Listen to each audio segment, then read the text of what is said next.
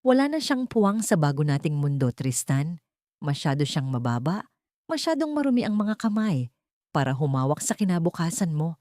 Pirmahan mo na ito at sisiguraduhin kong hindi na siya makakalapit pa sa'yo kahit kailan. Ang boses na yon ni Tanya, matinis, puno ng kumpiyansa, at tila may laso ng kamandag, ay bumasag sa katahimikan ng pasilyo ng bangko. Sa labas ng pintong gawa sa mabigat na mahogany, nakatayo si Talia. Hawak niya ang isang maliit na paper bag na naglalaman ng paboritong adobo ni Tristan at isang munting kahon. Sa loob niyo ay isang silver tie pin, isang obra maestra na binuo niya sa loob ng 7 gabi. Puyat at pagod, gamit ang mga huling piraso ng pilak na itinago niya mula sa kanyang sariling koleksyon. Isang regalo para sa promosyon ng kanyang asawa. Huwag kang mag-alala, babe. Alam ko ang gagawin. Matagal ko na ring gustong alisin ang pabigat na yan sa buhay ko. Utang na loob lang ang nagbubuklod sa amin. Pero ngayon, kailangan na niyang bayaran ang lahat ng ginasta ko sa kanya sa pamamagitan ng pagkawala. Ang boses ni Tristan ang nagtuloy sa pagdurog sa natitirang piraso ng puso ni Talia. Ang lalaking pinagsilbihan niya, ang lalaking ipinagpalit niya ang kanyang pangarap na maging sikat na alahera para lamang masuportahan ang pag-aaral nito sa pagbabangko, ay tinatawag siyang pabigat. Naramdaman ni Talia ang unti-unting panlalamig ng kanyang mga daliri. Ang paper bag na hawak niya ay nagsimulang manginig. Ang amoy ng masarap na ulam na niluto niya ng may pagmamahal ay tila naging amoy ng nabubulok na basura sa kanyang pangamoy. Hindi siya makahinga. Ang bawat salita ni Tristan ay parang isang matalim na aspile na itinutusok sa kanyang lalamunan. Pinipigilan siyang sumigaw. Pinipigilan siyang magtanong kung bakit. Bumalik sa kanyang gunita ang lahat ng sakripisyo. Ang mga gabing hindi siya natutulog para tapusin ang mga custom-made na alahas ng mga kliyente. Ang mga kemikal na unti-unting sumisira sa kinis ng kanyang mga kamay. Ang bawat sentimo na itinago niya para lamang mabili ang unang suit ni Tristan noong ito ay nagsisimula pa lamang. Lahat ng iyon, itinuring lang na utang na loob na kailangang bayaran sa paraang hindi niya kailanman inakala. Hindi na niya nakayanan ng bigat. Dahan-dahang bumagsak ang paper bag sa sahig. Ang tunog ng pagtama ng lalagyan sa carpeted na sahig ay tila isang malakas na pagsabog sa kanyang pandinig. Bagaman sa katotohanan ay wala itong nalikhang ingay. Kumalat ang sarsa ng adobo sa sahig, parang isang madilim na mantsa ng kataksilan. Kumaripas siya ng takbo palayo sa opisina, hindi alintana ang mga tingin ng mga empleyado. Ngunit ang pagtakas niya sa bangko ay simula lamang ng mas malalim na bangungot. Nang makarating siya sa kanilang maliit na bahay, sinalubong siya ng kanyang biyenan na si Aling Teresita. Nakaupo ito sa sofa, may hawak na panyo, at tila naghihingalo. Talia, sa wakas, dumating ka rin. Nasaan ka ba? Kanina pa ako sumasama ang pakiramdam. Baka mamatay na ako rito dahil sa kapabayaan mo. Sigaw ni Aling Teresita, ang boses ay puno ng pait kahit na tila nanghihina. Nay, sorry po. May pinuntahan lang po ako. Sagot ni Talia. Ang boses ay paos at basag. Sinubukan niyang lapitan ng biyenan para alalayan, ngunit marahas siyang itinaboy nito. Huwag mo akong hawakan. Ang dumi-dumi ng mga kamay mo, laging amoy metal at asido. Alam mo ba, Thalia, kung hindi dahil sa anak ko, malamang ay namamalimos ka na sa kalsada. Kami ang nagbigay sa iyo ng dangal, pero ano ang isinusukli mo? Palagi kang wala kapag kailangan kita. Huminga ng malalim si Aling Teresita, tila naghahabol ng hininga para sa susunod na banat. At ngayon, dahil sa sobrang stress ko sa'yo, tumaas na naman ang presyon ko. May mga papeles dito na dinala ang abogado ni Tristan kanina. Sabi niya, kailangan mo raw pirmahan ito para sa medical insurance ko at para sa mga benepisyo ng pamilya. Pirmahan mo na kung ayaw mong mamatay ako sa harap mo. Inilapag ni Aling Teresita ang isang x-ray folder na may lamang mga dokumento. Sa gitna ng kanyang kalituhan, Sa gitna ng sakit na naramdaman mula sa opisina ni Tristan at sa takot na baka mamatay nga ang kanyang biyenan dahil sa kanya, nanginginig na kinuha ni Talia ang pluma. Pirmahan mo na. Huwag ka nang magbasa. Ano ba ang alam mo sa mga legal na bagay? Ni hindi ka nga nakatapos ng kolehiyo dahil mas inuna mo ang paggawa ng mga burloloy mong walang kwenta. Pirmahan mo na kung may natitira ka pang utang na loob sa pamilyang ito. Ang salitang utang na loob ay muling umalingaw-ngaw. Ito ang tanikalang laging ginagamit ni Aling Teresita para igapos siya sa gawaing bahay, para kunin ang lahat ng kinikita niya sa pag-aalahas at para ipamukha sa kanya na siya ay isang pulubi na kinahabagan lamang. Sa bawat pirma na inilagay ni Talia sa mga pahinang yon, hindi niya alam na unti-unti na niyang isinusuko ang kanyang kalayaan, ang kanyang mga disenyo at ang kanyang karapatan bilang asawa. Hindi pa natatuyo ang tinta sa huling pahina nang biglang bumukas ang pinto ng marahas. Pumasok si Tristan, kasunod ang dalawang lalaking nakauniporme ng pulis. Wala na ang mapagkunwaring lambing sa kanyang mga mata. Ang tanging naroon ay ang malamig na pagkamuhi. Tristan, anong nangyayari? Tanong ni Talia, habang pilit na itinatago ang panginginig ng kanyang mga balikat. I'm sorry, Talia, pero hindi ko na kayang pagtakpan ang mga maling gawain mo. Sabi ni Tristan sa isang tono na tila siya ang biktima. Lumingon siya sa mga pulis. Officer, iyan ang tinutukoy ko. Iyan ang asawa ko na kumuha ng Blue Heart diamond frame mula sa vault ng bangko kaninang umaga. Nakita namin ang mga ebidensya sa gamit niya. Nanlaki ang mga mata ni Talia. Ano? Tristan, anong sinasabi mo? Hindi ko alam ang sinasabi mo. Lumapit si Aling Teresita. Biglang gumaan ang pakiramdam at tumayo ng tuwid. Kaya pala ang dami mong pera nitong mga nakaraang buwan. Magnanakaw ka. Pinatira ka namin dito, itinuring na pamilya, tapos dudungisan mo ang pangalan ng anak ko? Napakawalang hiya mo, Talia. Nay, hindi po totoo yan. Tristan, magsalita ka. Alam mong hindi ko magagawa yan. Pagsusumamo ni Talia, ang mga luha ay nagsimula nang dumaloy, mainit at masakit sa kanyang pisngi. Ngunit hindi tumingin si Tristan sa kanya. Sa halip, kinuha nito ang X-ray folder na kapipirma lang ni Talia. Salamat sa pagpirma rito, Talia. Ngayon, hindi na lang tayo formal na hiwalay, kundi sa akin na rin ang lahat ng intellectual property ng mga disenyong ninakaw mo sa bangko. Isama na ninyo siya. Naramdaman ni Talia ang malamig na bakal ng kong sotam na lumapat sa kanyang mga pulso.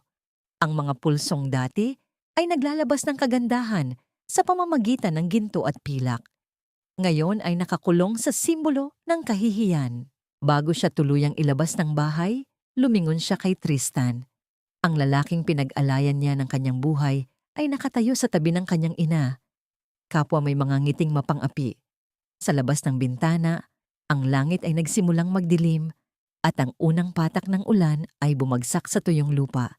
Parang mga luhang walang hanggan ang pagagos. Tumigil ang mundo ni Talia. Ang lahat ng kulay ay naging abo. Sa gitna ng kaguluhan at hiyawan ni Aling Teresita na tinatawag siyang Judas, isang tanong ang paulit-ulit na humahampas sa kanyang isipan. Ano ang halaga ng katapatan kung ang dulo nito ay ang iyong sariling libingan? Nakaladkad siya palabas. Ang kanyang tsinelas ay naiwan sa pintuan habang ang ulan ay nagsimulang bumuhos ng malakas. Tila sinusubukang hugasan ang isang kasalanang hindi naman niya ginawa. Ngunit sadyang itinanim sa kanyang kapalaran. Sa loob ng malamig na rehas ng presinto, tila tumigil ang pag-inog ng mundo para kay Talia. Ang amoy ng kalawang at luma na semento ay naging bahagi na ng kanyang bawat hininga. Ngunit ang mas masakit na realidad ay ang katotohanang walang dumating para sa kanya. Walang Tristan na nag-aalala, walang pamilyang nagtanggol. Nang ilabas siya ng mga pulis matapos ang pansamantalang piyansa na binayaran ng isang hindi kilalang tao, ang tanging sumalubong sa kanya ay ang hagupit ng malakas na ulan. Ang langit ay tila nakikiramay sa kanyang pighati. Bumubuhos ang luha ng ulap sa gitna ng kadiliman ng gabi. Bit-bit ang isang plastic na bag na naglalaman ng kanyang iilang gamit. Bumalik si Talia sa tanging lugar na itinuring niyang tahanan. Ngunit sa harap ng pintuan, ang kanyang mga paa ay naging tila semento nang makita ang tatlong itim na basurahan na nakatambak sa labas, sa gitna ng basang kalsada. "Nay! Tristan!" Sigaw niya. Pilit na kinakatok ang pinto habang ang tubig ulan ay pumapasok sa kanyang mga mata. "Buksan niyo ang pinto! Nandito na ako!" Bumukas ang bintana sa itaas. Lumitaw ang mukha ni Aling Teresita, ang kanyang mga mata ay puno ng pandidiri. "Huwag mo kaming tawaging pamilya. Ikaw na magnanakaw. Yan ang mga gamit mo sa basurahan. Kunin mo yan at huwag ka nang magpapakita rito kahit kailan. Ayaw naming madumihan ang pangalan ni Tristan dahil sa isang kriminal." "Nay, parang awan niyo na. Wala akong matuluyan." Pagmamakaawa ni Talia, ang kanyang boses ay naging bulong na lamang sa gitna ng ingay ng kulog. "Humanap ka ng matutuluyan mo sa kulungan, bagay ka roon." Sabay sara ng bintana ng napakalakas, na tila isang huling hatol sa buhay ni Talia. Dahan-dahang lumuhod si Talia sa harap ng kanyang mga gamit na nakabalot sa plastik. Binuksan niya ang isa sa mga bag at doon niya nakita ang kanyang mga gamit sa paggawa ng alahas. Ang kanyang maliliit na plies, ang mga hiyas na hindi pa natatapos, lahat ay basang-basa at nakahalo sa putik. Isang munting piraso ng pilak ang humiwas sa kanyang palad, ngunit hindi niya naramdaman ang hapdi ng sugat. Mas matindi ang hapdi ng katotohanang ang kanyang buhay ay itinapon na parang basura ng mga taong pinag-alayan niya ng lahat. Naglakad siya ng walang patutunguhan. Ang bawat hakbang ay tila paghatak sa isang mabigat na tanikala. Ang kanyang katawan ay nagsimulang manginig, hindi lamang dahil sa ginaw, kundi dahil sa tumataas na lagnat. Sa wakas, nakarating siya sa isang maliit at madilim na terminal ng bus. Doon, sa isang sulok ng mahabang upuan na gawa sa kahoy, siya naupo at yumakap sa kanyang sarili. "Miss, ayos ka lang ba?" Isang boses ang bumasag sa kanyang pag-iisa. Tiningnan ni Talia ang lalaking nakatayo sa harap niya. Nakasuot ito ng isang lumang coat na basa rin ng laylayan, may hawak na payong, at ang kanyang mga mata ay may taglay na kalmado, ngunit matalas na tingin. Ito si Titus. Hindi nakasagot si Talia.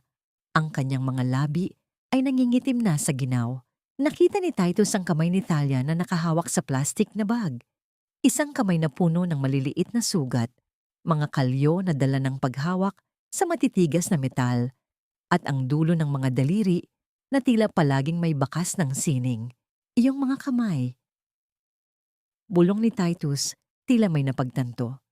Kamay ito ng isang manggagawa, isang taong bumubuo ng magagandang bagay mula sa hirap.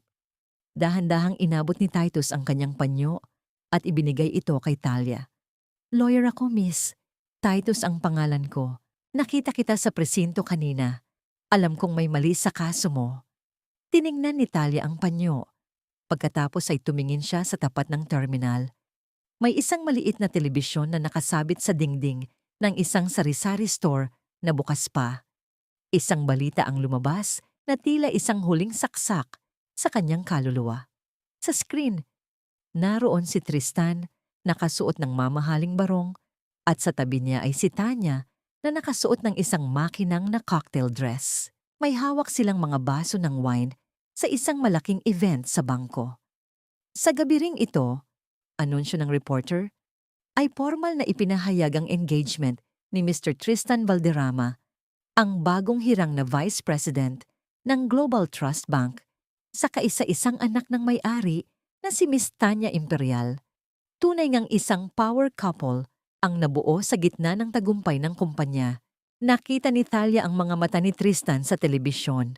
Ang mga matang dati ay nangangako ng pagmamahal, ngayon ay puno ng pagmamalaki at kislap ng salapi. Hindi man lang nito naisip na sa sandaling iyon, ang asawang legal na itinapon nito ay nasa kalsada, nilalagnat at walang makain. Ang init ng lagnat ay tuluyang lumamon sa malay ni Talia. Ang huling nakita niya ay ang malungkot na mukha ni Titus na sumasalo sa kanyang pagbagsak at ang imahe sa telebisyon ni Tristan na hinahalikan ang kamay ni Tanya. Ang kamay na may suot na singsing na ang disenyo ay mismong si Talia ang gumawa. Ang bawat patak ng ulan sa bubong ng terminal ay tila naging isang mabigat na martilyo. Dahan-dahang dinudurog ang kanyang diwa hanggang sa mabalot siya ng dilim. Nang magmulat ng mata si Talia, hindi ang pamilyar na kisame ng kanilang maliit na silid ang kanyang nakita. Sa halip, ang bumungad sa kanya ay ang madilim na kulay ng mga luma at naglalakihang istante ng libro na tila nagbabantay sa paligid.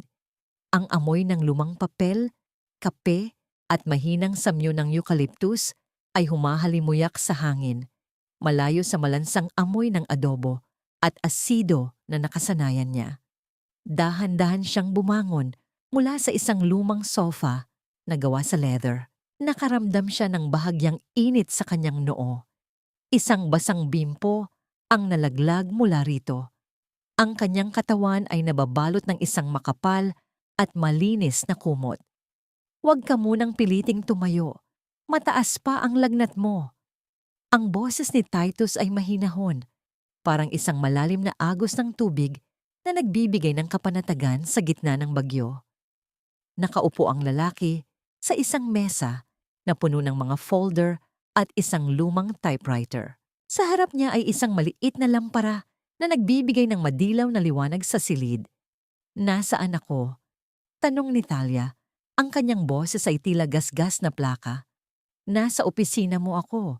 Dito na rin ako nakatira sa taas," sagot ni Titus nang hindi tumitingin.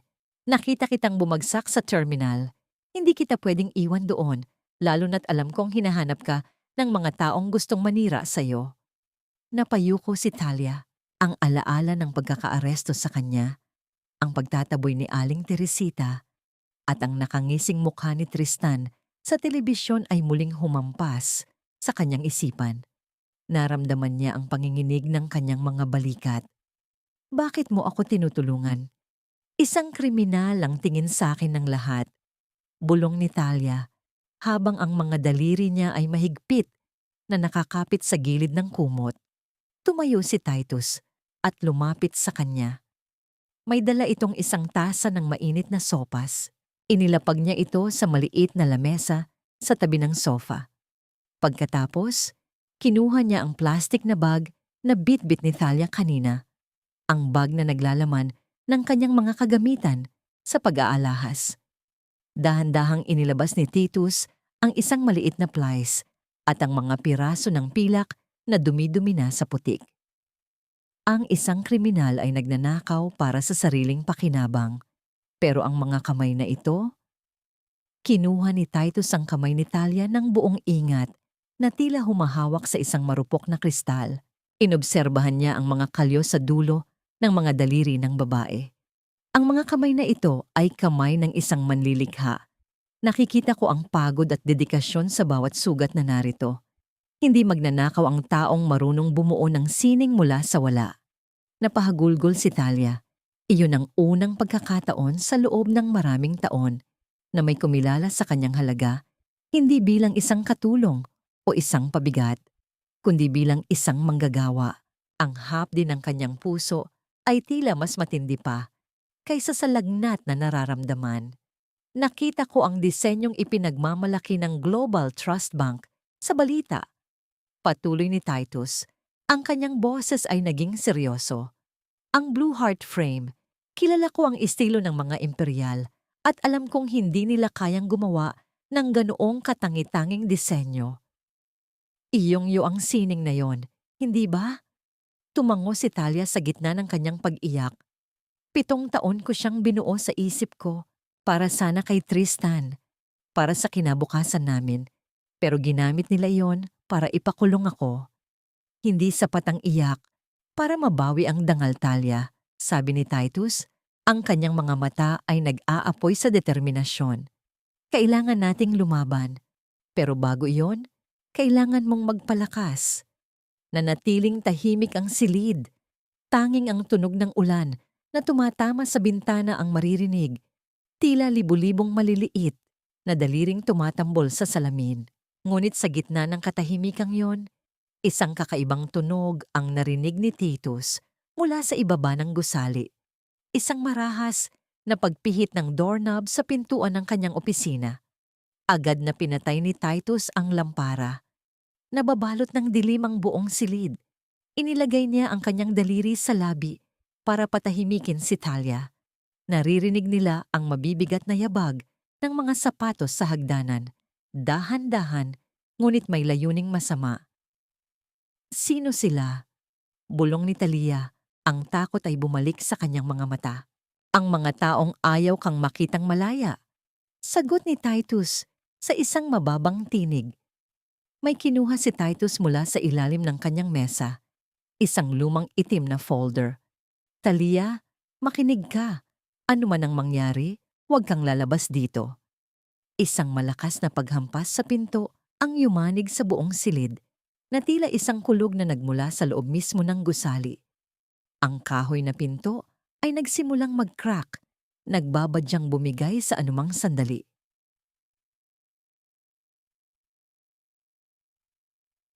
Sa loob ng madilim na kusina ni Aling Teresita, ang tanging liwanag ay nagmumula sa isang maliit na palito ng posporo. Ang apoy nito ay dahan-dahang gumagapang sa gilid ng isang lumang litrato, isang larawan ng isang sanggol na nakabalot sa mamahaling telang seda. May suot na maliit na kuwintas na may pendant na hugis bulaklak ng sampagita. Walang bakas ng awa sa mga mata ng matanda. Pinanood niya ang pagkulubot ng papel habang nilalamon ito ng init hanggang sa maging itim na abo na lamang ang mukha ng bata. Dapat ay matagal na itong naging abo. Tulad ng buhay mo, Thalia. Bulong niya sa hangin. Ang boses ay puno ng nakatagong poot na ilang dekada na niyang kinikimkim. Ang bawat piraso ng ebidensya ng tunay na pagkatao ni Thalia ay isa-isang naglalaho sa ilalim ng kanyang mga daliri. Habang nangyayari ito, sa ligtas na sulok ng opisina ni Titus, hawak ni Thalia ang kanyang kaisa-isang kayamanan. Ang kuwintas na laging tinatawag ni Aling Teresita na basura. Ito ay isang kupas na pilak, madumi, at tila wala ng ningning. Ngunit para kay Thalia, ito ang tanging nag-uugnay sa kanya sa isang nakaraang hindi niya matandaan. Sabi ni Nanay Teresita, napulot lang daw ako sa tapat ng simbahan ng Quiapo noong sanggol pa ako. Simula ni Thalia, ang kanyang boses ay nanginginig habang hinahaplos ang pendant na hugis sampagita. Sabi niya, ang kuwintas na ito ang tanging suot ko noon. Sabi niya, basura lang daw ito, pero hindi ko kayang itapon. Ito lang ang tanging bagay na pag-aari ko talaga bago ko siya makilala. Kinuha ni Titus ang kuwintas mula sa palad ni Thalia. Ang kanyang mga mata ay naningkit habang sinusuri ang bawat detalye ng pendant.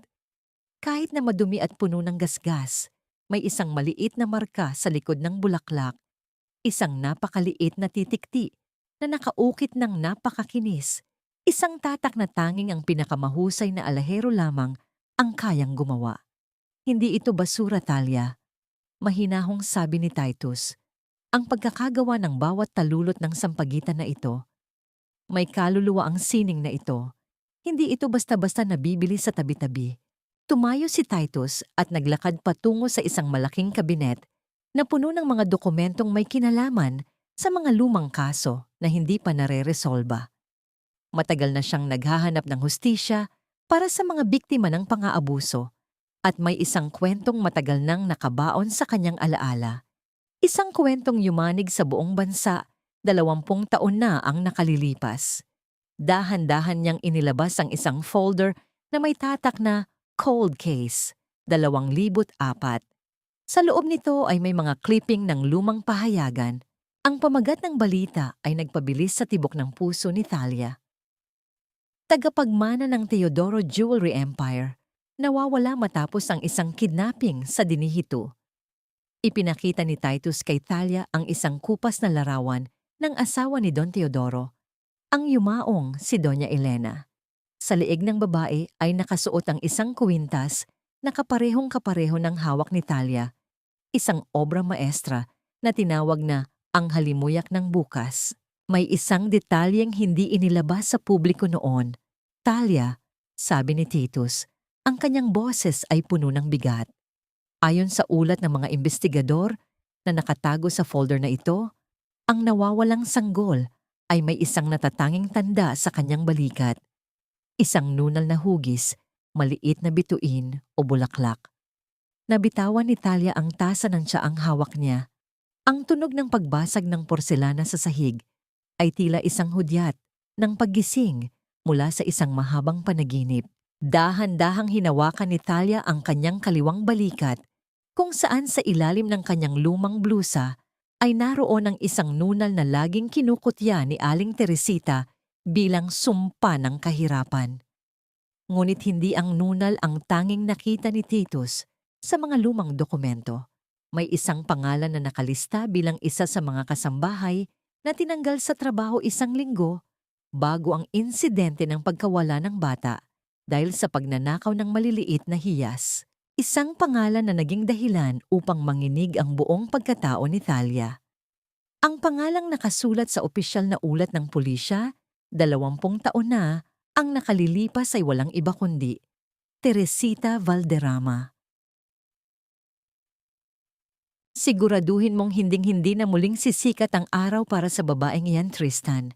Ayaw kong may anumang anino na dumidumi sa ating pagsasama. Ang boses ni Tanya ay tila isang matalim na labaha na humihiwa sa katahimikan ng marangyang penthouse ni Tristan. Nakatayo siya sa harap ng bintana. Hawak ang isang baso ng mamahaling champagne habang pinagmamasdan ang mga ilaw ng Makati. Walang bakas ng konsensya sa kanyang mukha. Tanging ang mapanganib na ningning ng isang babaeng sanay na makuha ang lahat ng gusto niya sa pamamagitan ng pera at kapangyarihan. Sa kabilang banda ng lungsod, sa loob ng maliit at siksik na atik ng opisina ni Titus, nakaupo si Talia sa sahig. Ang tanging liwanag niya ay ang isang upos ng kandila na itinayo niya sa ibabaw ng isang lata ng biskwit. Ang kanyang mga kamay ay nanginginig pa rin, hindi dahil sa lagnat, kundi dahil sa gutom at pagod. Ngunit sa kabila ng panghihina, may isang bagay na hindi kailanman nakuha ni na Tristan at Tanya mula sa kanya. Ang kanyang malikhaing diwa. Dahan-dahan niyang iginuhit ang isang disenyo sa likod ng isang lumang resibo. Ang bawat guhit ng kanyang lapis ay tila isang dalangin, isang tahimik na sigaw ng kanyang kaluluwa na nagnanais na lumaya. Iginuhit niya ang isang kwintas na may disenyo ng mga ugat ng puno na kumakapit sa isang nagniningning na bato, isang simbolo ng katatagan sa gitna ng unos. Talia, kailangan mong kumain. Bulong ni Titus, nakapapasok lang, dala ang isang maliit na supot ng pandesal. Huwag mong ubusin ang lakas mo sa pagguhit. Kailangan nating mag-ingat. May mga lalaking nagmamasid sa labas ng gusali kanina. Ito lang ang alam kong paraan para mabuhay, Titus. Sagot ni Talia. Hindi inaalis ang tingin sa kanyang papel. Kung kukunin nila ang aking pangalan, hindi ko hahayaang kunin din nila ang aking mga pangarap. Kailangan kong kumita ng pera para makatulong sa'yo sa mga gastusin dito. Hindi ako pwedeng manatiling pabigat. Sa tulong ni Titus, gumawa si Talia ng isang account sa isang tanyag na website para sa mga artisan na tinatawag na likhang kamay. Ginamit niya ang pangalang Sampaguita, ang bulaklak na sumisimbolo sa kanyang nakaraan at sa kanyang tanging pag-asa. Ipinost niya ang larawan ng kanyang mga sketch, umaasang may isang taong makakakita sa ganda ng kanyang sining sa gitna ng kanyang pagtatago.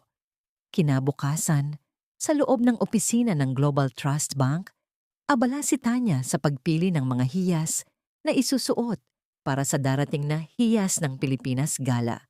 Habang nagbabrowse sa internet para sa mga bagong inspirasyon, biglang tumigil ang kanyang paghinga. Ang kanyang mga mata ay nanlaki sa galit nang makita ang isang pamilyar na estilo sa screen ng kanyang laptop. Ang bawat kurba ng disenyo, ang paraan ng pagkakabit ng mga bato, at ang kakaibang daloy ng mga linya, ito ay walang duda. Kahit na simpleng sketch lang ito sa likod ng isang lumang papel, alam ni Tanya na iisa lang ang taong may kakayahang gumawa niyon. Akala ko ba ay nabulok na ang babaeng iyan sa kung saang kalsada? Galit na bulong ni Tanya sa sarili. Bakit may lakas pa siyang magpakita ng ganito? Agad niyang tinawagan si Tristan. Tristan, hindi mo ba sinabing tapos na ang problema natin kay Talia? Tingnan mo ito. Gumagawa siya ng ingay sa social media.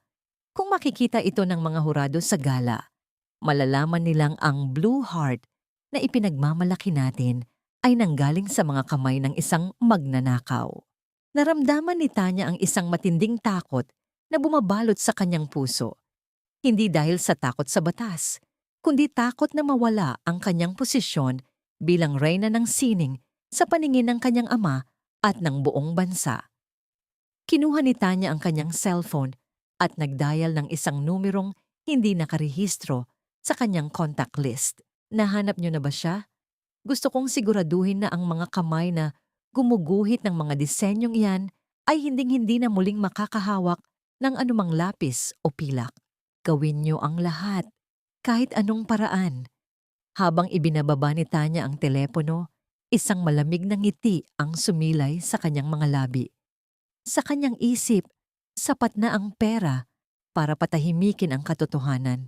Ngunit hindi niya alam, ang bawat patak ng tinta mula sa panulat ni Talia ay unti-unti nang bumubuo ng isang baha na lalamon sa kanyang binuong palasyo ng kasinungalingan. Ang bawat sulok ng mansyon ni Don Teodoro ay tila isang museo ng kalungkutan. Sa kabila ng nagniningning na mga chandelier na gawa sa kristal at mga sahig na yari sa pinakamahal na marmol, ang katahimikan sa loob ng bahay ay sapat na upang mabingi ang sino mang papasok. Para sa matanda, ang yaman ay wala ring saysay kung ang bawat gabi ay ginugugol niya sa harap ng isang malaking larawan ni Doña Elena, ang kanyang yumaong asawa, at ang bakanting silya na nakalaan sana para sa kanilang anak na 20 taon na niyang hinahanap. Sa kabilang dako ng lungsod, sa loob ng mainit na atik ni Titus, ang tanging tunog na maririnig ay ang gasgas ng lapis sa papel. Pawisan si Talia, ang kanyang buhok ay nakapusod ng magulo at ang kanyang mga mata ay tila may sariling ningning habang binubuo niya ang kanyang obra maestra para sa timpalak na hiyas ng Pilipinas. Sigurado ka ba rito, Talia? Tanong ni Titus habang inilalapag ang isang baso ng tubig sa tabi ng kanyang mesa. The imperial family is everywhere. Kapag nalaman nilang sumali ka, gagawa sila ng paraan para harangin ang entry mo. Hindi ako gagamit ng pangalan ko, Titus. Sagot ni Talia, hindi pinuputol ang konsentrasyon sa pagguhit ng bawat talulot ng sampagita na bumubuo sa gitna ng kanyang disenyo. Gagamit ako ng alias. Gusto kong makita kung mananalo pa rin ba ang sining ko kung wala ang anino ni Tristan o ang kapangyarihan ng mga imperial. Ito na lang ang natitirang paraan para patunayan sa sarili ko na hindi ako ang pabigat na sinasabi nila. Ginamit ni Talia ang inspirasyon mula sa kanyang tanging alaala, ang lumang kwintas na sampagita. Ngunit sa pagkakataong ito, dinagdagan niya ito ng mga elementong sumisimbolo sa kanyang pagdurusa. Maliliit na tinik ng pilak na nakapulupot sa mga bulaklak na tila nagbabantay sa isang lihim na hiyas sa gitna. Pinangalanan niya ang disenyo na ang luha ng isang ina. Lumipas ang ilang araw ng paghihintay. Isang gabi, sa loob ng kanyang study room, binubuksan ni Don Teodoro ang mga digital entry para sa pre-selection ng timpalak. Pagod na ang kanyang mga mata sa pagtingin sa mga disenyong puno ng magarbo at malalaking bato na tila sumisigaw ng karangyaan, ngunit walang kaluluwa. Ngunit nang i-click niya ang entry mula sa isang artist na nagngangalang Sampagita, biglang tumigil ang tibok ng kanyang puso. Nanlabo ang paningin ni Don Teodoro. Ang bawat linya ng iginuhit na kwintas, ay tila bumuhay sa isang alaala na matagal na niyang ibinaon. Ang paraan ng pagkakabit ng mga talulot, ang simetrya ng mga tinik, at ang banayad na pagkurba ng disenyo. Ito ang eksaktong estilo na itinuro niya kay Elena noong sila ay nagsisimula pa lamang sa kanilang negosyo. Isang estilo na tanging ang pamilya Teodoro lamang ang nakakaalam.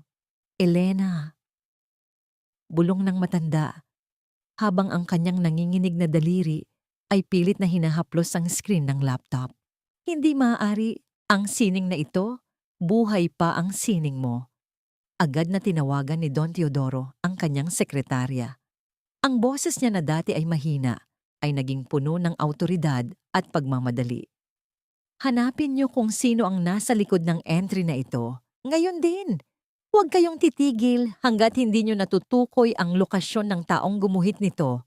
Sa sandaling iyon, sa loob ng isang madilim na sasakyan na nakaparada malapit sa opisina ni Titus, may dalawang lalaki na nakatingin sa taas, sa bintana ng attic, kung saan nagniningning ang isang maliit na ilaw.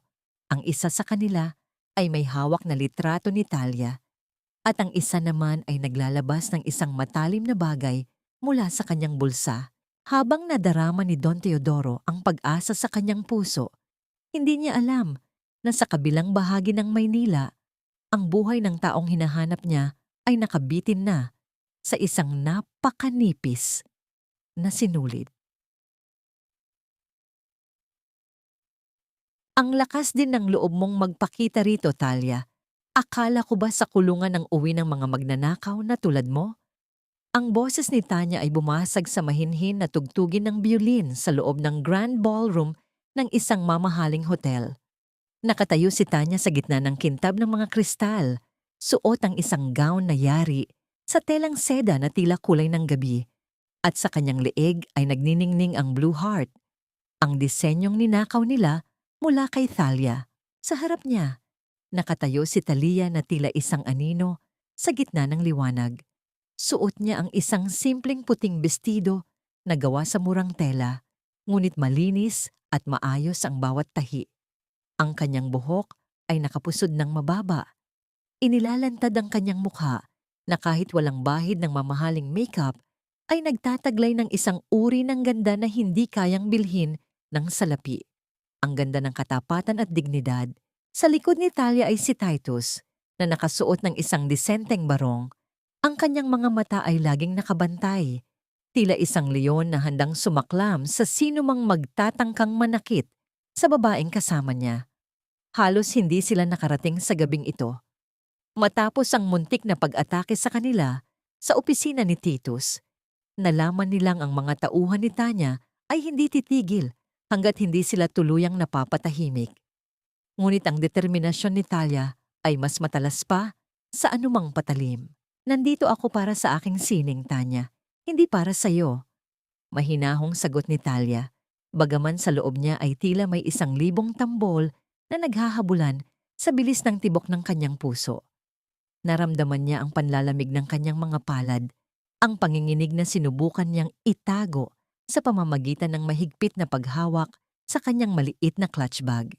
Lumapit si Tristan, hawak ang isang baso ng alak, ang kanyang mukha ay namumula sa labis na pag-inom at sa kislap ng tagumpay na inaakala niyang sa kanya na. Talia, umalis ka na habang hindi pa kita ipinapahiya sa harap ng mga gwardiya. Ang lugar na ito ay para sa mga taong may pangalan, hindi para sa isang ex-convict na tulad mo. Tingnan mo si Tanya. Tingnan mo ang suot niya. Iyan ang sining. Iyan ang halaga na hinding-hindi mo maabot. Tumingin si Talia ng diretso sa mga mata ni Tristan. Ang lalaking dati niyang minahal, nang higit pa sa kanyang sarili, ay mukhang isang estranghero na ngayon. Ang bawat salita nito ay tila isang hampas ng latigo, ngunit sa halip na masaktan, naramdaman ni Talia ang isang kakaibang uri ng lakas na unti-unting namumuo sa kanyang dibdib.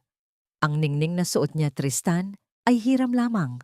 Isang ningning na nanggaling sa pagsisinungaling at pagtataksil. Sabi ni Talia sa isang boses na sapat lamang para marinig nila. Maaari niyo akong itapon sa kalsada, maaari niyo akong pagbintangan, pero hinding-hindi niyo makukuha ang kaluluwa ng disenyong iyan.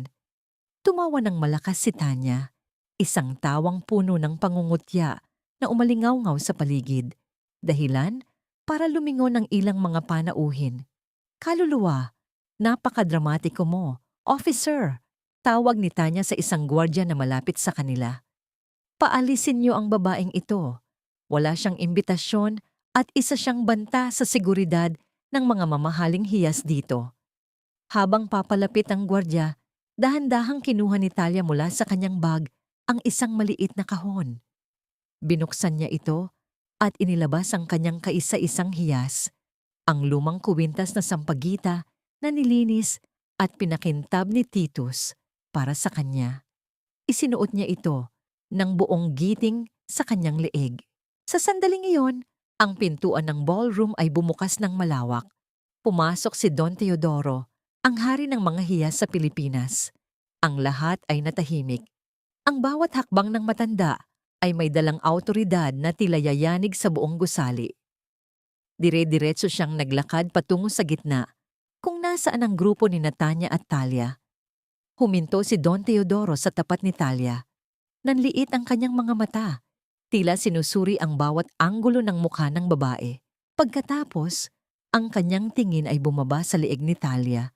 Sa maliit, kumikinang, at napakalinaw na disenyo ng sampagita na nakasabit doon. Naramdaman ni Talia ang biglang pagtigil ng hininga ng matanda.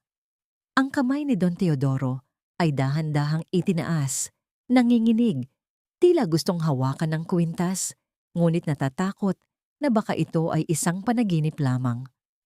Saan mo nakuha ang kwintas na iyan, Hija?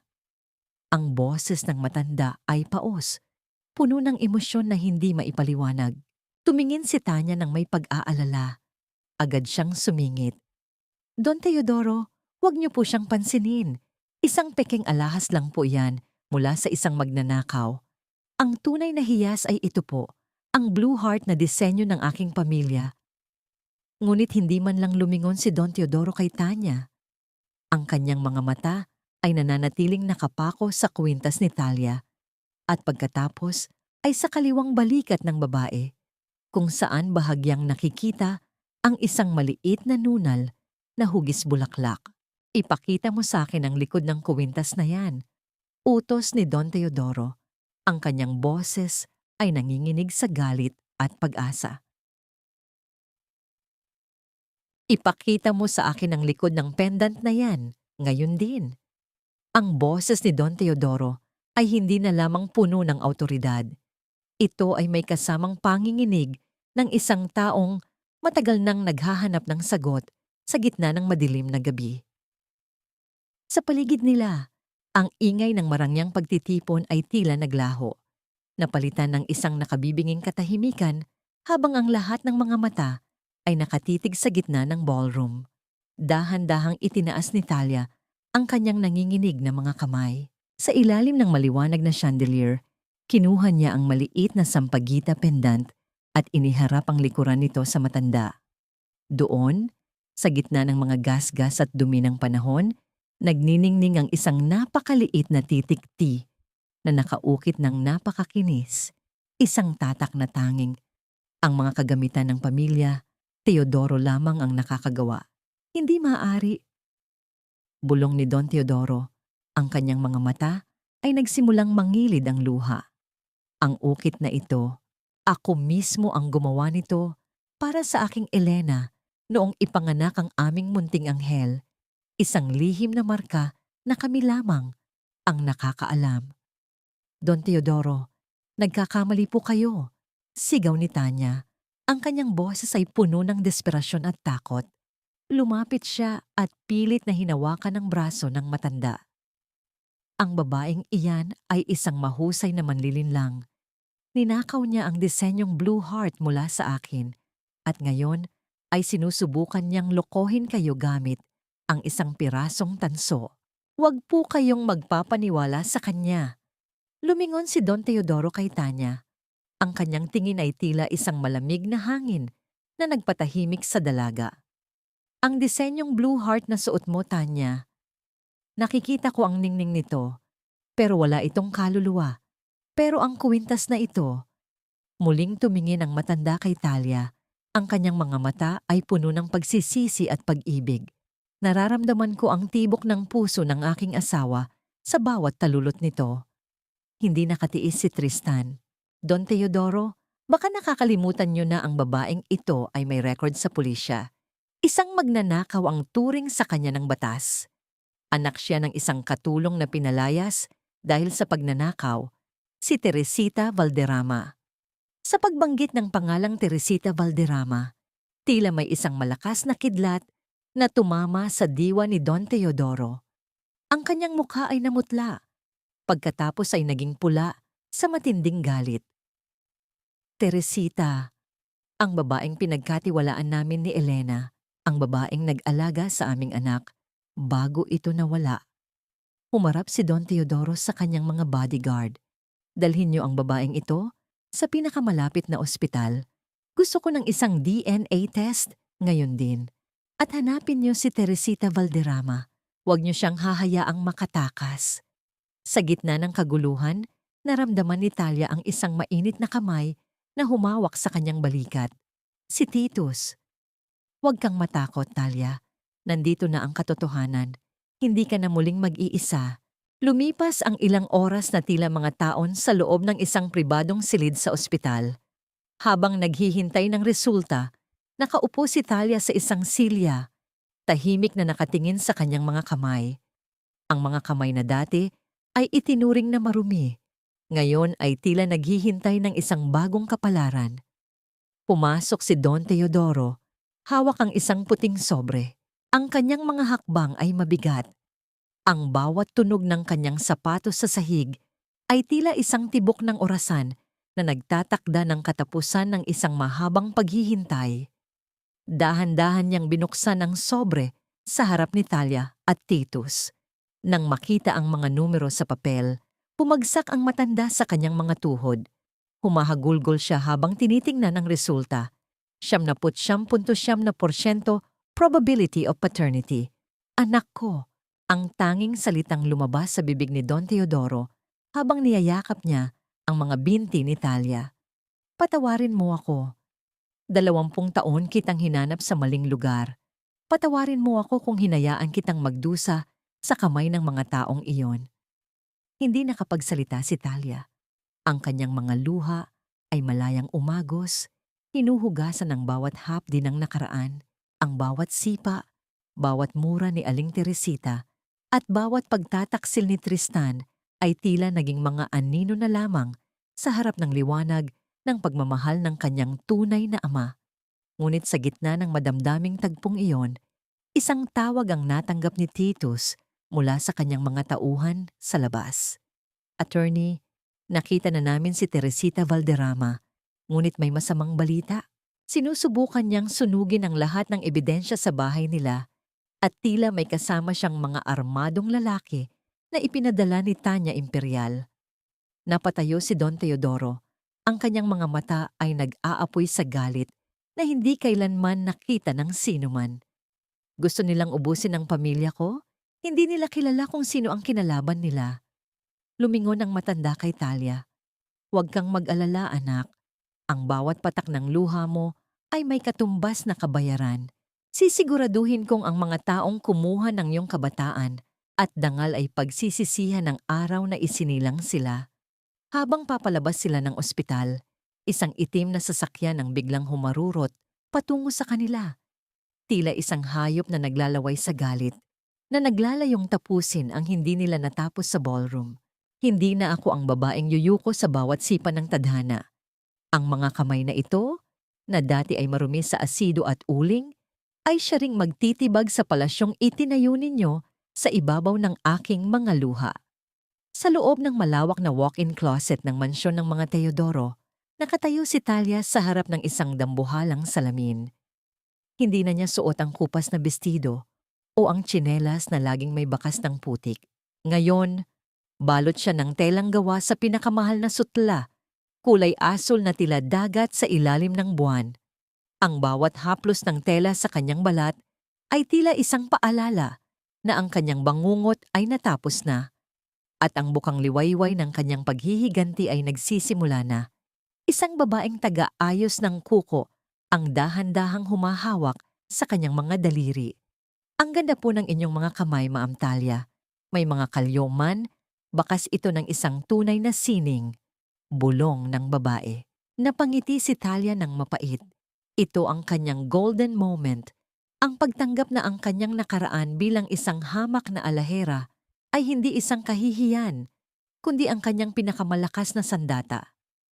Hinawakan niya ang isang gintong place na regalo ng kanyang ama, si Don Teodoro. Kahit puno siya ng yaman, ang puso niya ay nananatiling isang manggagawa. Talia, handa na ang lahat, sabi ni Titus, nakapapasok lang sa silid. Nakasuot ang abogado ng isang itim na suit. Mukhang mas matikas at mas seryoso kaysa noong una silang magkita sa benta ng bus. Nabili na natin ang 40% ng shares ng Global Trust Bank sa pamamagitan ng iba't ibang kumpanya ni Don Teodoro. Konting-konti na lang, ikaw na ang magdedesisyon kung sino ang mananatili sa loob ng gusaling iyon. Salamat, Titus. Kamusta naman ang ginagawa ni Tristan? Tanong ni Talia habang isinusuot ang isang pares ng hikaw na may malalaking diamante. Gaya ng inaasahan, lulong sila sa kayabangan. Akala ni Tristan ay ligtas na siya dahil ikakasal na siya kay Tanya. Pero ang hindi niya alam, ang perang ginagamit ng pamilya imperial para isalba ang bangko ay galing na sa amin. Sila mismo ang nagbukas ng pinto para pasukin natin sila. Paliwanag ni Titus na may halong kislap ng tagumpay sa kanyang mga mata. Lumipas ang ilang linggo ng masinsinang pag-aaral. Hindi lamang disenyo ng alahas ang inatupag ni Talia. Inaral niya ang bawat galaw ng stock market, ang bawat butas sa pamamahala ni Tristan, at ang mga dokumentong nagpapatunay ng kanyang paglustay sa pondo ng mga kliyente. Sa tulong ni Don Teodoro, ang sampagita na dating nyuyurakan ay naging isang nangungunang investor na kinatatakutan ng mga negosyante sa Makati. Sa kabilang dako, sa loob ng marangyang opisina ng Global Trust Bank, abala si Tristan sa pagpirma ng mga bagong loan. Wala siyang kamalay-malay sa panganib na paparating. Para sa kanya, ang tanging mahalaga ay ang kanyang kapangyarihan. Babe, bakit tila balisa ka? Tanong ni Tanya habang nakaupo sa ibabaw ng mesa ni Tristan. Sa susunod na buwan ay kasal na natin. Dapat ay nagpaplano na tayo ng ating honeymoon sa Paris. Hindi ko lang maintindihan kung sino ang misteryosong investor na bumibili ng shares natin, Tanya. Ayaw magpakilala ng kumpanya. Pero sabi ni Dad, kailangan natin ang pera nila dahil sa mga pagkakamaling nagawa natin nitong nakaraang quarter. Sagot ni Tristan. Habang dahan-dahang pinupunasan ng pawis sa kanyang noo, biglang bumukas ang pinto ng opisina. Pumasok ang sekretarya ni Tristan. Nanginginig ang kamay habang hawak ang isang kulay gintong sobre. Sir, pinapatawag po ang lahat ng miyembro ng Board of Directors para sa isang emergency meeting sa itaas. Ngayon din po, narito na ang bagong may-ari ng majority shares ng bangko. Sabi ng sekretarya sa boses na halos hindi marinig. Ano? Ngayon na? Gulat na tanong ni Tristan. Inayos niya ang kanyang kurbata at tumingin sa salamin. Huwag kang mag-alala, Tanya. Siguradong isa lang itong matandang negosyante na gustong makipag-partner sa atin. Ipapakita ko sa kanya kung gaano ako kagaling mamahala. Naglakad si Tristan patungo sa boardroom ng may buong kumpiyansa. Kasunod niya si Tanya na tila isang reynang nakahanda ring sumalubong sa kanilang bagong kasosyo. Ngunit nang buksan nila ang malaking pintong mahogany ng silid, ang bawat hakbang nila ay tila naging paglubog sa isang madilim na hukay. Nakaupo sa dulo ng mahabang mesa ang isang babae. Nakatalikod ito sa kanila, pinagmamasdan ng tanawin ng lunsod mula sa bintana. Ang sikat ng araw ay tumatama sa kanyang buhok na maayos na nakastyle at sa kanyang leeg ay nagniningning ang isang pamilyar na disenyo. Isang kuwintas na sampagita na gawa sa pinakadalisay na ginto at diamante. "Magandang umaga, Mr. Valderrama. Hinihintay na kita," sabi ng babae sa isang boses na kasing talim ng kristal at kasing lamig ng yelo. Dahan-dahang humarap ang upuan. Nanlaki ang mga mata ni Tristan. Ang kanyang mga labi ay nanginig at ang baso ng tubig na hawak ni Tanya ay dahan-dahang dumulas mula sa kanyang kamay.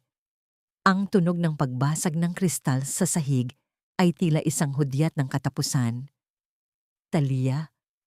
Bulong ni Tristan. Ang kanyang mukha ay nawala ng kulay. Tila isang bangkay na nakatayo sa gitna ng silid.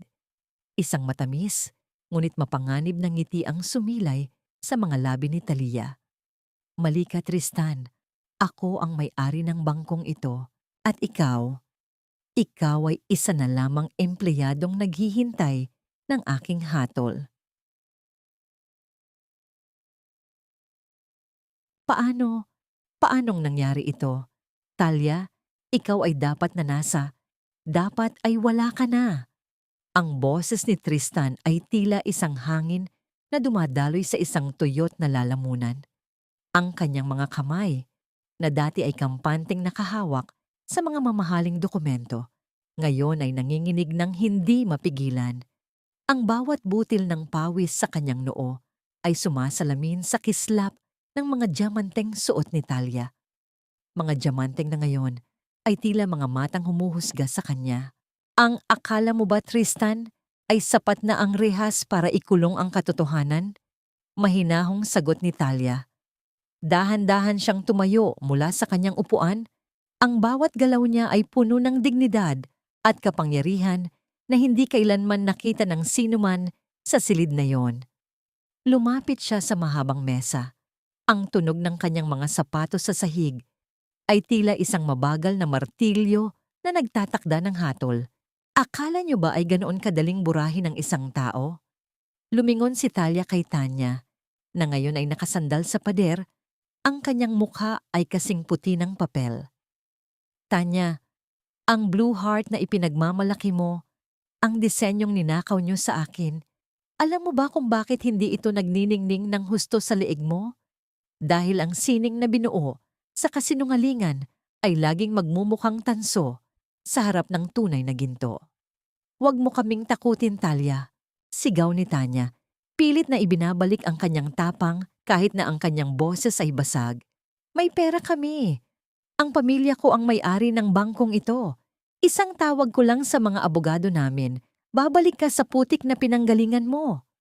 Dito na pumasok si Titus. Dala ang isang itim na briefcase. Inilapag niya ito sa mesa at isa-isang inilabas ang mga folder na naglalaman ng mga dokumentong may tatak ng Global Trust Bank. "Miss Imperial, tila huli na ang inyong babala," simula ni Titus. Ang kanyang boses ay malamig at puno ng awtoridad. "Ang perang inakala ninyong galing sa mga investor para isalba ang bangko mula sa pagkalugi ay pera ni Don Teodoro. Sa madaling salita, ang bawat pader ng gusaling ito, ang bawat sentimo sa vault, at pati na ang upuang kinauupuan ni Tristan ay pag-aari na ni Talia Teodoro." Naramdaman ni Tristan ang pag-ikot ng paligid. Ang kanyang puso ay tila isang tambol na nagwawala sa loob ng kanyang dibdib. Hindi ito totoo. "Talia, pakinggan mo ako. Nagkamali lang ako. Si Tanya ang may gawa ng lahat. Siya ang nag-utos na ipakulong ka." Isang mapait na tawa ang kumawala sa mga labi ni Talia. Ang golden moment na ito, ang makita ang lalaking dati niyang sinasamba na nagmamakaawa at nanunumbat sa kanyang kasawat, ay hindi nagbigay sa kanya ng tuwa, kundi isang malalim na awa sa sarili dahil minahal niya ang isang taong ganito kadesperado. "Ngunit hindi lang yan ang dahilan kung bakit kami narito, Tristan." Patuloy ni Titus. Inilabas niya ang isang set ng mga litrato at bank statements. "Narito ang ebidensya ng iyong paglustay sa pondo ng mga kliyente para pambayad sa iyong mga utang sa sugal at para sa mga mamahaling regalo mo kay Tanya. At ikaw naman, Miss Imperial, ang huling shipment ng mga diamante na binili mo gamit ang pondo ng kumpanya." Isang pekenglot iyon na itinanim namin. Ngayon, nahaharap kayong dalawa sa kasong estafa, pagnanakaw, at falsification of documents. Bumagsak si Tristan sa kanyang mga tuhod. Ang kanyang kurbata ay nagulo. Ang kanyang buhok ay basa na ng pawis. Talia, please, maawa ka. Ang nanay ko, si Aling Teresita, may sakit siya. Sino ang mag-aalaga sa kanya kung makukulong ako? Si Nanay Teresita? Ang boses ni Talia ay naging kasing lamig ng gabi. Ang babaeng nagnakaw sa aking kabataan, ang babaeng nagtago sa akin sa tunay kong ama sa loob ng 20 taon para lang gawin akong katulong. Huwag kang mag-alala, Tristan. Kasalukuyan na siyang kinakausap ng mga pulis tungkol sa kaso ng pagkidnap sa akin noong sanggol pa ako. Nanlaki ang mga mata ni Tristan. Ang huling pag-asa na hawak niya ay biglang naglaho. Wala na siyang matatakbuhan. Ang kalsadang binuo niya sa pamamagitan ng pagtataksil ay humantong sa isang bangin. Sa labas ng boardroom, maririnig ang mabibigat na yabag ng mga sapatos ng mga pulis na papalapit. Ang tunog ng mga bakal na kong, sotam na inihahanda, ay tila isang huling huni ng kamatayan para sa ambisyon ni na Tristan at Tanya. Isang huling bagay, Tristan. Bulong ni Talia habang yumuyuko para pantayan ang mukha ng dating asawa. Ang Blue Heart na yan, hindi na kailangan ng korte para bawiin yan. Dahil sa sandaling ito, ang bangkong ito ay opisyal ng sarado para sa inyo. At ang lahat ng ari-arian nyo, pati na ang bahay na itinapon nyo ako, ay kinuha ko na rin.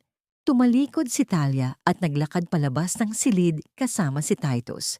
Hindi na niya nilingon ang mga hiyaw ni Tanya at ang mga pagmamakaawa ni Tristan.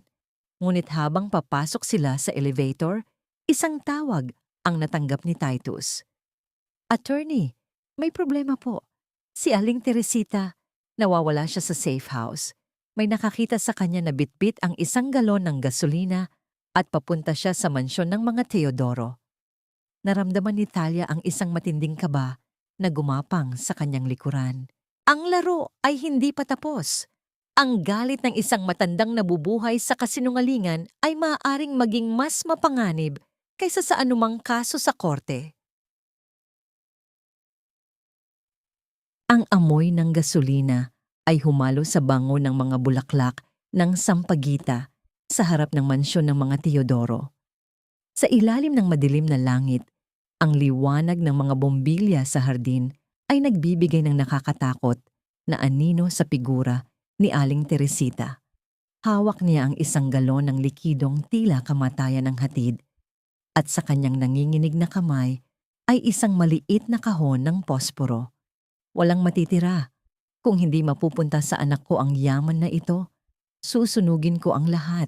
Sinira mo ang buhay namin, Talia. Magnanakaw ka. Sigaw ni Aling Teresita. Ang kanyang boses ay puno ng baliw na galit. Ang kanyang mga mata ay nanlilisik. Tila nawala na ang anumang bahid ng katinoan. Kararating lang ni Natalia at Titus. Huminto ang kanilang sasakyan nang marahas sa tapat ng gate.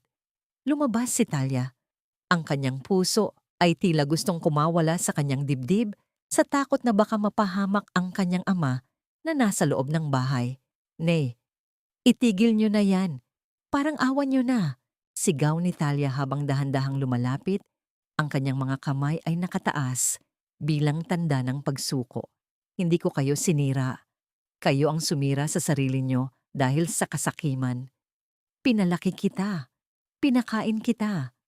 Banat ni Aling Teresita habang ibinubuhos ang huling patak ng gasolina sa mga mamahaling halaman at sa pader ng mansyon. Dapat ay hinayaan na lang kitang mamatay sa kalsada noong sanggol ka pa. Utang na loob mo sa akin ang bawat hininga mo. Pero heto ka ngayon, kinakalaban ng taong nagligtas sa iyo. Dito na lumabas si Don Teodoro mula sa malaking pintuan. Ang matanda ay nakatayo ng tuwid. Ang kanyang mukha ay kasing tindi ng bakal. Teresita, 20 taon kitang pinagkatiwalaan. Pinatuloy kita sa bahay ko. Binigyan kita ng trabaho, pero ninakaw mo ang kaisa-isa kong kayamanan. At ngayon, gusto mo pa ring manakit? Kasalanan nyo. Pinatalsik niyo ako dahil lang sa ilang pirasong alahas. Bulyaw ng matanda.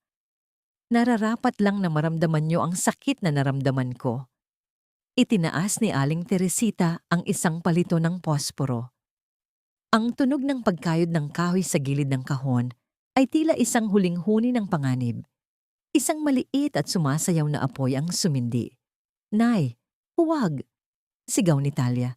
Sa sandaling iyon, hindi galit ang naramdaman niya para sa matanda, kundi isang malalim na awa. "Tingnan niyo ako. Ako ang batang inalagaan niyo. Kahit na ginawa niyo akong katulong, kahit na sinaktan niyo ako, itinuring ko kayong ina. Huwag niyo pong hayaang magtapos ang lahat sa apoy." Saglit na naitigil ni Aling Teresita ang kanyang kamay. Ang apoy sa posporo ay dahan-dahang gumagapang patungo sa kanyang mga daliri. Sa kanyang mga mata, nagkaroon ng saglit na pagkalito, isang laban sa pagitan ng kanyang matinding inggit at ng iilang alaala ng pagkalinga kay Talia noong ito ay maliit pa. Ngunit bago pa niya mabitawan ang posporo, dumating ang mga pulis. Ang tunog ng kanilang mga sapatos sa semento ay mabilis at puno ng taktika. Sa isang iglap, 2 opisyal ang bumuhat at nagpabagsak kay Aling Teresita sa damuhan bago pa man dumapo ang apoy sa basang lupa. Ang posporo ay nahulog sa isang maliit na kanal ng tubig, kung saan ang liwanag nito ay agad na namatay. "Bitawan niyo ako! Mga hayop kayo! Talia, isinusumpa kita!" Ang mga hiyaw ni Aling Teresita ay umalingaw-ngaw sa buong subdibisyon habang kinakaladkad siya patungo sa patrol car. Sa kabilang bahagi ng lungsod, sa loob ng presinto, naroon na rin sina Tristan at Tanya. Nakaupo sila sa magkahiwalay na silid para sa interogasyon. Si Tristan ay nakayuko, ang kanyang mukha ay nakabaon sa kanyang mga palad, habang si Tanya ay patuloy na sumisigaw tungkol sa kanyang mga karapatan at sa kanyang ama. Ngunit alam ng lahat na wala ng kapangyarihan ang mga imperial sa sandaling iyon. Ang bawat dokumentong ibinigay ni Titus ay sapat na para mabulok sila sa loob ng mahabang panahon. Lumapit si Talia sa kanyang ama at niyakap ito ng mahigpit. "Tapos na pa. Wala na silang magagawang masama sa atin. Tapos na ang kanilang paghahari, anak," bulong ni Don Teodoro habang hinahaplos ang buhok ng kanyang anak. "Ngayon, ang mansyong ito ay hindi natatahimik dahil sa lungkot. Tatahimik ito dahil sa kapayapaan." Tumingin si Talia kay Titus na nakatayo sa di kalayuan. Ang abogado ay may maliit na ngiti sa kanyang mga labi. Isang nangiting nagsasabing, ang hustisya ay hindi lamang isang konsepto sa libro, kundi isang realidad na ipinaglaban nila. Ngunit habang tila payapa na ang lahat, may isang huling sorpresa na naghihintay kay Talia. Sa pag-alis ng mga pulis, may isang matandang lalaki na lumapit sa kanila. Isang dating hardinero ng mga imperial. May dala itong isang maliit na envelope na galing sa vault ni Tanya na hindi nakuha ng mga pulis. "Ma'am Talia, may isang bagay po akong gustong ibigay. Isang lihim na itinatago ni Miss Tanya tungkol sa inyong ina," sabi ng matanda sa isang nanginginig na boses. Naramdaman ni Talia ang muling pagbilis ng kanyang tibok ng puso. Mayroon pa palang isang piraso ng puzzle na hindi pa nabubuo. Ang bawat hiyas ay kailangang dumaan sa matinding init at hirap bago ito maging makinang. At sa wakas, tapos na ang panahon ng apoy para sa akin. Hawak ni Talia ang isang lumang sulat na nanggaling sa envelope na ibinigay ng hardinero. Sa loob ng tahimik na silid sa mansyon, binabasa niya ang huling habilin ng kanyang ina, si Doña Elena. Ang bawat salita sa papel ay tila isang haplos mula sa kabilang buhay. Nalaman ni Talia na bago pa man siya mawalay, ang kanyang ina ay may ginawang disenyo para sa kanya. Isang kuwintas na tinatawag na ang Bukang Liwayway. Ang disenyong iyon ay hindi lamang basta alahas. Ito ay isang mapa ng pagmamahal na hinding-hindi mabubura ng anumang pagnanakaw. Lumipas ang 6 na buwan. Ang ingay ng mga balita tungkol sa iskandalo ng Global Trust Bank ay unti-unti nang humuhupa, pinalitan ng mga kwento ng pag-asa. Sa loob ng isang pribadong pasilidad sa labas ng Maynila, binisita ni Talia ang kanyang dating biyenan na si Aling Teresita. Nakaupo ang matanda sa isang silya, tulala at tila hindi nakilala ang sarili. Ang dating mapangapi at matapang na boses ay napalitan ng isang mahinang bulong tungkol sa mga hiyas na wala naman doon. Paalam, nanay, pinatawad na kita, hindi dahil sa karapat-dapat ka, kundi dahil ayaw ko nang dalhin ang bigat ng galit mo sa puso ko. Bulong ni Talia habang inilalagay ang isang maliit na bulaklak ng sampagita sa mesa ng matanda. Tumalikod siya nang walang luhang pumapatak. Ang hiya na dapat ay naramdaman ni Teresita ay naging isang madilim na bilanggo sa kanyang sariling isipan. Sunod na pinuntahan ni Talia ang kulungan kung nasaan sina Tristan at Tanya. Sa likod ng makakapal na rehas at salamin, nakita niya si Tristan. Wala na ang kintab ng kanyang mga sapatos at ang bango ng kanyang mamahaling pabango. Ang kanyang buhok ay gulo-gulo, ang kanyang mga mata ay puno ng pagsisisi na huli na ang lahat. Talia, please, baka pwedeng makiusap kay Don Teodoro. Ayaw ko rito. Hindi ko kaya rito. Pagmamakaawa ni Tristan, ang kanyang mga kamay ay nakadikit sa salamin. Tiningnan siya ni Talia ng diretsyo. Wala na ang sakit. Wala na ang pagmamahal. Tanging isang malalim na kawalan na lamang. Tristan, ang buhay na kinuha mo sa akin ay higit pa sa pera. Kinuha mo ang aking tiwala at dangal. Ngayon, ang bawat sandali mo rito ay ang kabayaran ng bawat luhang ibinuhos ko noong ako ang itinapon mo sa kalsada. It's over, Tristan. You don't deserve my tears anymore. Lumipat si Talia sa kabilang selda kung nasaan si Tanya. Ang dating reyna ng Makati ay nakaupo sa sahig. Ang kanyang mga kuko ay putol-putol at ang kanyang balat ay wala na ang kinang. Nang makita niya si Talia, sumigaw siya ng mga masasakit na salita. Ngunit ang mga iyon ay tila mga tuyot na dahon na lamang na nililipad ng hangin. Hindi na sila naririnig ni Talia. Paglabas ng kulungan, sinalubong siya ni Titus. Nakatayo ang abogado sa tabi ng kanyang sasakyan. Ang sikat ng hapon ay tumatama sa kanyang mukha. Nagbibigay ng isang mainit na aura. Handa ka na ba para sa opening ng academy? Tanong ni Titus nang may malambing na tinig. Tumango si Talia. Binuksan nila ang hiyas ng Pag-asa Jewelry Academy. Isang paaralan para sa mga kababaihang naging biktima ng pang-aabuso at kahirapan. Gusto ni Talia na turuan sila hindi lamang kung paano bumuo ng alahas, kundi kung paano bumuo ng sariling buhay mula sa mga piraso ng kanilang mga pangarap.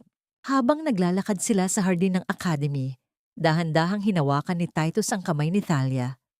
Ang hawak na yon ay hindi mapang-angkin, kundi isang tahimik na pangako ng proteksyon at respeto. Huminto sila sa ilalim ng isang puno ng sampagita na punong-puno ng mga puting bulaklak. Talia, alam kong marami ka ng pinagdaanan, pero sana, sa bawat bagong umaga, hayaan mong ako ang maging katuwang mo sa pagbuo ng mga bagong alaala, sabi ni Titus. Ang kanyang boses ay tila isang mainit na kumot sa gitna ng ginaw. Dahan-dahang isinandal ni Talia ang kanyang ulo sa balikat ni Titus. Naramdaman niya ang tibok ng puso ng lalaki, isang matatag at tapat na ritmo. Sa sandaling iyon, hindi niya naisip ang yaman ng mga Teodoro o ang kapangyarihan ng kanyang ama. Ang tanging naramdaman niya ay ang kapayapaan na matagal na niyang hinanap. Salamat, Titus. Dahil sa iyo, natutunan kong ang tunay na hiyas ay hindi nakatago sa vault, kundi nasa loob ng pusong marunong muling magtiwala, tugon ni Talia. Tumingala sila sa langit kung saan ang mga bituin ay nagsisimulang magpakita. Ngunit sa gitna ng katahimikang yon, naramdaman ni Talia ang isang kakaibang panginginig sa kanyang bulsa. Kinuha niya ang kanyang cellphone at nakita ang isang mensahe mula sa isang hindi kilalang numero. Ang akala mo ba ay tapos na ang lahat, Talia Teodoro? Ang nakaraan ay hindi basta-basta namamatay. Nanlamig ang buong pagkatao ni Thalia. Sino ang taong ito? At ano ang kinalaman nito sa lihim na hindi pa nasasabi ni Don Teodoro tungkol sa gabi ng kidnapping, 20 taon na ang nakalilipas. Ang bawat hiyas na nagniningning sa ilalim ng liwanag ay may kwentong itinago sa gitna ng kadiliman. At sa wakas, ang aking kwento ay hindi na tungkol sa sakit, kundi sa isang panibagong simula. Napakagandang umaga ang sumalubong sa mga dahon ng sampagita sa malawak na hardin ng mansyon ng mga Teodoro. Ang sikat ng araw ay tila mga gintong daliri na humahaplos sa bintana ng silid ni Thalia. Nakatayo siya sa harap ng kanyang mesa. Suot ang isang simpleng puting bestido na gawa sa tilang lino, habang maingat na inilalagay ang huling piraso ng diamante sa kuwintas na tinawag niyang bukang liwayway. Ang disenyong iniwan ng kanyang ina. Dahan-dahang bumukas ang pinto. Pumasok si Titus, dala ang isang tasa ng mainit na kape. Ang taong nagpadala ng mensahe kagabi, nahuli na siya ng mga tauhan ni Don Teodoro. Isang dating tauhan lang ni Tanya na gustong manghingi ng pera. Huwag mo nang isipin iyon, Thalia. Wala nang makakasakit sa iyo rito. Bulong ni Titus habang inilalagay ang kanyang kamay sa balikat ng dalaga. Huminga ng malalim si Thalia at tumingin sa mga mata ni Titus. Salamat, Titus. Alam mo, noon, ang akala ko ay kailangan kong maging matigas para hindi masaktan. Pero itinuro mo sa akin na ang tunay na lakas ay nasa pagtanggap ng ating mga sugat at pagpapahintulot sa iba na tulungan tayong maghilom. Sa araw na yon, formal na binuksan ng hiyas ng Pag-asa Jewelry Academy. Sa harap ng maraming panauhin, tumayo si Thalia sa podium. Wala na ang kaba sa kanyang dibdib, tanging ang init ng pag-asa na nagniningning sa kanyang mga mata. Nakaupo sa harap niya si Don Teodoro na may mga luhang puno ng pagmamalaki at si Titus na tila isang anghel na nagbabantay sa kanya mula sa gilid. Ang buhay ay parang paghubog ng isang alahas. Simula ni Thalia, ang kanyang boses ay malinaw at puno ng kapayapaan. Kailangan nating dumaan sa apoy, kailangan nating maputikan, at kailangan nating mabawasan ang ating mga bahagi na hindi na nakakatulong sa atin. Ngunit sa dulo ng lahat ng iyon, ang matitira ay ang ating tunay na halaga. Isang halagang hindi kayang nakawin ng sinuman at hindi kayang burahin ng anumang pagkukulong. Matapos ang seremonya, naglakad si Thalia at Titus patungo sa dalampasigan malapit sa kanilang rest house sa Batangas. Ang tunog ng mga alon na humahampas sa pampang ay tila isang oyayi na nagpapatulog sa lahat ng galit ng nakaraan. Ang hangin ay may amoy ng alat at kalayaan. Huminto si Titus at kinuha ang isang maliit na kahon mula sa kanyang bulsa. Hindi ito ginto, hindi ito diamante.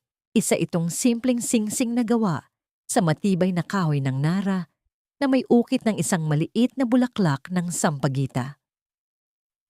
Thalia, hindi ko kayang ibigay sa iyo ang karangyaan na kaya ng iyong ama. Pero maibibigay ko sa iyo ang isang pangakong kasing tibay ng punong ito. Isang pangakong hinding-hindi kita bibitawan sa gitna ng anumang bagyo. Sabi ni Titus, habang dahan-dahang isinusuot ang singsing sa daliri ni Thalia. Naramdaman ni Thalia ang isang matinding bugso ng emosyon. Hindi dahil sa ganda ng singsing, kundi dahil sa katotohanang sa wakas ay natagpuan na niya ang kanyang tahanan sa puso ng isang tao. Dahan-dahan niyang niyakap si Titus. Ang kanyang mukha ay nakasandal sa dibdib nito, habang ang araw ay unti-unting lumulubog sa abot tanaw, nagbibigay ng kulay kahel at lila sa buong mundo. Sa loob ng bilangguan, sina Tristan at Tanya ay mananatiling mga bilanggo ng kanilang sariling kasakiman. Si Aling Teresita naman ay patuloy na mabubuhay sa mundong wala ng liwanag ng katotohanan. Ngunit para kay Thalia, ang bawat hakbang niya sa buhangin ay isang patunay na ang isang hiyas, kahit gaano pa ito ibaon sa putik, ay laging makakahanap ng paraan para muling magniningning sa ilalim ng liwanag ng pag-ibig. Ang bukang liwayway ay dumating na sa wakas. At sa bawat bagong umaga, si Talia ay hindi na muling matatakot sa dilim, sapagkat alam na niya na siya ay isang obra maestra na binuo mula sa sakit, pinagtibay ng panahon, at minahal ng walang hanggan. At sa bawat bagong umaga, si Talia ay hindi na muling matatakot sa dilim, sapagkat natagpuan na niya ang ningning na hinding-hindi maglalaho, ang ningning ng isang pusong malaya at tunay na minamahal.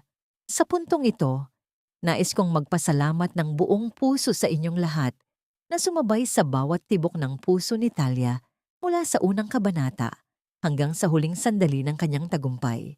Isang karangalan para sa akin ang maging tinig na naghatid sa inyo sa gitna ng kanyang mga pagsubok at kaligayahan. Habang isinusulat ko ang kwentong ito, lalo na noong mga sandaling itinapon si Talia sa gitna ng unos at tinalikuran ng mga taong pinag-alayan niya ng lahat, naramdaman ko rin ang bigat ng bawat luhang pumatak mula sa kanyang mga mata. Hindi madaling ilarawan ang hapdi ng pagkakanulo, lalo na ang mga eksenang kailangang harapin ni Talia, ang kalupitan ni Tristan at Aling Teresita. Ang kwentong ito ay hango sa mga himig ng tunay na buhay na madalas nating nasasaksihan, mga kwento ng mga kababaihang nagtiis, nagsakripisyo, at sa huli ay piniling mahanap ang sariling lakas mula sa pagkawasak. Ang paglalakbay ni Talia ay isang paalala na ang ating pag-asa ay tulad ng isang maliit na ningas ng kandila sa gitna ng madilim na gabi. Maaari itong humina, ngunit hinding-hindi ito dapat mamatay. Ang pagpapatawad ay hindi tanda ng kahinaan, kundi ito ang susi upang tayo ay tuluyang makalaya mula sa tanikala ng nakaraan.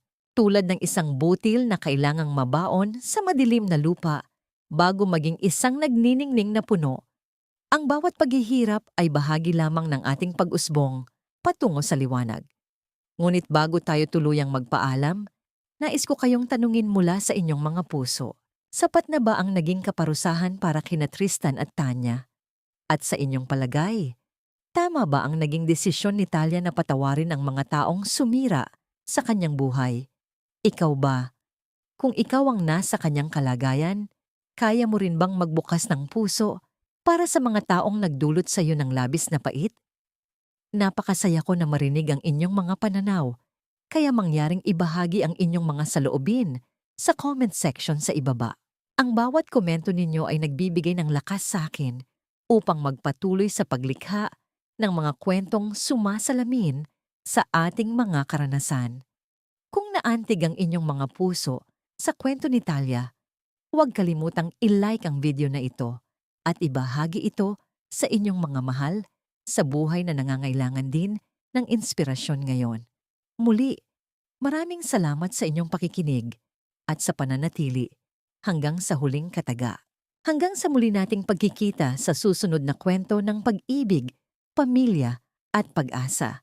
Manatili po tayong matatag at nagniningning tulad ng isang tunay na hiyas. Maraming salamat at pagpalain kayong lahat.